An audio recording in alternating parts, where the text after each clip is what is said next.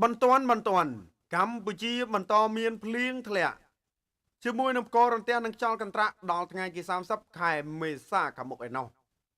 ដោយសារសម្ពាធទាបគ្របដណ្ដប់លើសមុទ្រចិនភាគខាងត្បូងអាងទន្លេមេគង្គជួងសមុទ្រថៃនិងលើព្រះរាជាណាចក្រកម្ពុជានៅតាមតំបន់មួយចំនួនក្នុងព្រះរាជាណាចក្រកម្ពុជានិងបន្តមានភ្លៀងធ្លាក់ជាមួយផ្គររន្ទះនិងខ្យល់កន្ត្រាក់ចាប់ពីថ្ងៃទី28ដល់ថ្ងៃទី30ខែមេសាឆ្នាំ2025នេះបើតាមការប្រកាសរបស់ក្រសួងធនធានទឹកនិងអូតូនិយមនៅព្រឹកថ្ងៃទី28ខែមេសាឆ្នាំ2025នេះបើតាមការប្រកាសរបស់ក្រសួងធនធានទឹកស្ថានភាពបែបនេះចាប់ពីថ្ងៃទី28ដល់ថ្ងៃទី30ខែមេសាឆ្នាំ2025នឹងធ្វើឲ្យតំបន់វាលទំនាបមានសីតុណ្ហភាពមធ្យមអបបរមា25អង្សាសេនិងសីតុណ្ហភាពមធ្យមអតិបរមា36អង្សាសេខ្យល់បក់មកពីទិសនិរដីនិងអាគ្នេយ៍មានល្បឿនមធ្យម4ម៉ែត្រក្នុង1វិនាទី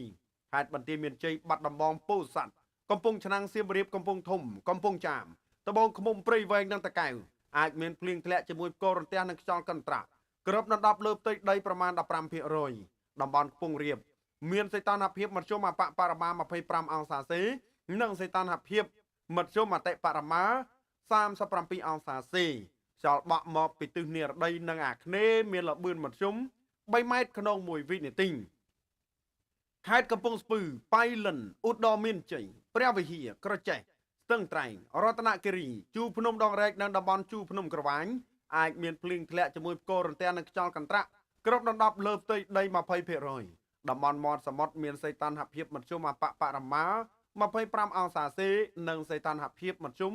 អតិបរមា35អង្សាសេខ្យល់បក់មកពីទិសបស្ចិមនិងនិរដីមានល្បឿនមធ្យម2ម៉ែត្រក្នុង1វិនាទីខេត្តកោះកុងព្រះសីហនុកំពតកែបនិងជួរភ្នំបូកគោអាចមានភ្លៀងធ្លាក់ជាមួយផ្គររន្ទះនិងខ្យល់កន្ត្រាក់គ្របដណ្ដប់លើផ្ទៃដី 30% រលកសមុទ្រមានកម្ពស់មធ្យមអបបរមា 0.50 ម៉ែត្រនិងកម្ពស់មធ្យមអតិបរមា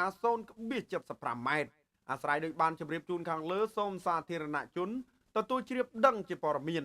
ការផ្សាយរបស់ក្រសួងធនធានទឹកនិងអូតូនិយមក៏សូមបញ្ចប់ត្រឹមប៉ុណ្ណេះ